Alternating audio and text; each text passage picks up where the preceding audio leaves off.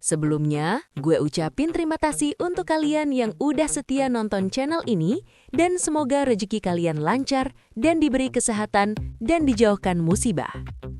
Yo, what's up baru tahu? Siap buat ngebongkar sejarah salah satu penemuan paling kontroversial, paling adiktif, dan paling berasap di dunia? Lo lihat benda ini di mana-mana, di film, di warung kopi, di tongkrongan. Si batang nikmat, rokok.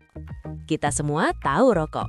Tapi pernah nggak sih lo berhenti sejenak pas lagi lihat orang ngebakar rokok dan mikir, tunggu dulu, siapa sih orang pertama yang punya ide gila ini?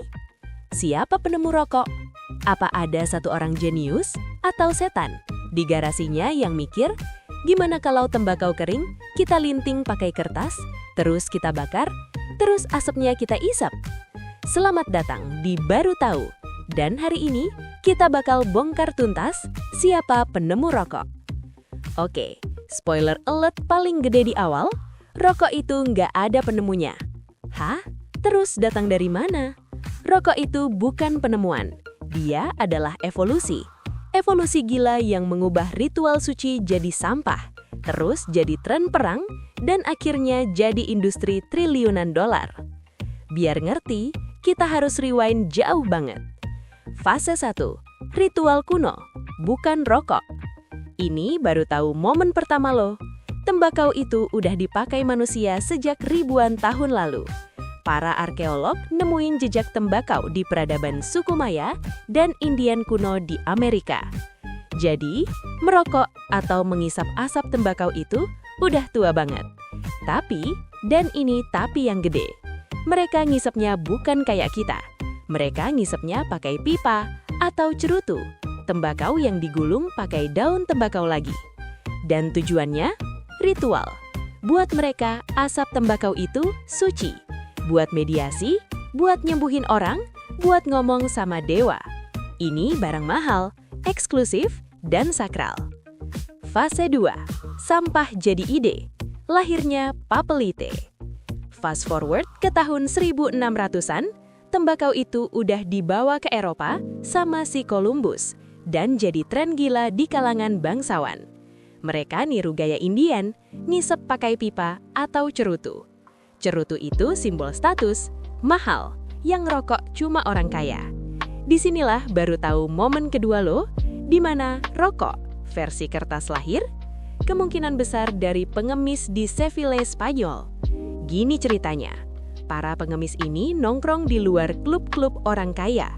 Mereka lihat bangsawan-bangsawan itu ngisap cerutu, sisa-sisa atau puntung cerutu atau remah-remah tembakau yang jatuh dipungutin sama mereka. Sayang kan? Tapi mereka nggak punya daun tembakau buat ngegulungnya lagi. Nggak punya pipa. Mereka punya apa? Kertas. Kertas koran bekas. Mereka pun ngegulung sisa-sisa tembakau sampah itu pakai kertas terus dibakar. Boom! Lahirilah Papelite. Artinya, gulungan kertas. Ini adalah rokoknya orang miskin. Cikal bakal rokok modern. Fase 3, tren perang. Popularisasi sigaret. Ide gulungan kertas ini nyebar pelan-pelan. Tapi, rokok dapat marketing terbesarnya di medan perang. Ini baru tahu momen ketiga lo. Tahun 1850-an, ada Perang Crimea. Tentara Inggris dan Prancis yang biasanya borju, ngisep pipa, dikirim ke medan perang. Di sana mereka ketemu sekutu mereka, tentara Kesultanan Ottoman, Turki. Tentara Turki ini juga ngisep tembakau, tapi mereka praktis. Tembakau yang buat pipa, mereka gulung pakai kertas. Kenapa? Ya jelas, lo di medan perang, ditembakin, masa sempat nyiapin pipa? Lebih cepat, lebih praktis, abis pakai buang. Tentara Inggris Prancis ini lihat ini. Wah, keren juga. Mereka niru. Mereka nyebut ini sigaret, bahasa Prancis buat cerutu kecil. Pas perang selesai, para tentara ini pulang kampung ke Inggris dan Prancis sambil bawa tren baru, ngisep sigaret. Fase 4, masalah produksi. Masih niche. Kenapa? Karena semua masih dilinting pakai tangan. Handmade. Bayangin, satu pabrik nyewa 200 pelinting profesional. Satu orang secepat-cepatnya mungkin cuma bisa bikin 3-4 batang per menit. Satu pabrik mungkin cuma bisa bikin 3.000-4.000 batang per hari. Lama, mahal, gak efisien. Rokok butuh penemunya. Fase 5. Penemu yang sebenarnya. Mesin dan marketing. Disinilah pahlawan atau penjahat industri rokok muncul. Namanya James Buchanan Duke atau Buck Duke, seorang pengusaha tembakau muda di Amerika akhir 1800-an. Duke tahu rokok itu masa depan, tapi dia frustrasi dengan sistem handmade yang lambat. Dia butuh mesin. Dia dengar ada penemu gila namanya James Bonsack. Bonsack di tahun 1881 matenin mesin pelinting rokok otomatis pertama di dunia. Tapi mesinnya sering error, gak stabil. Para bos tembakau lain ngebully Bonsack. Mesin lo sampah. Tapi si Buck Duke, dia bertaruh. Dia investasi gila-gilaan ke Bonsack. Dia nyempurnain mesin itu. Dan hasilnya, gila. Pelinting manual, manusia, 3.000 batang per hari. Mesin Bonsack Duke, 120.000 batang per hari. Lo ngerti? Produksi meledak, biaya anjlok, harga rokok tiba-tiba jadi super murah.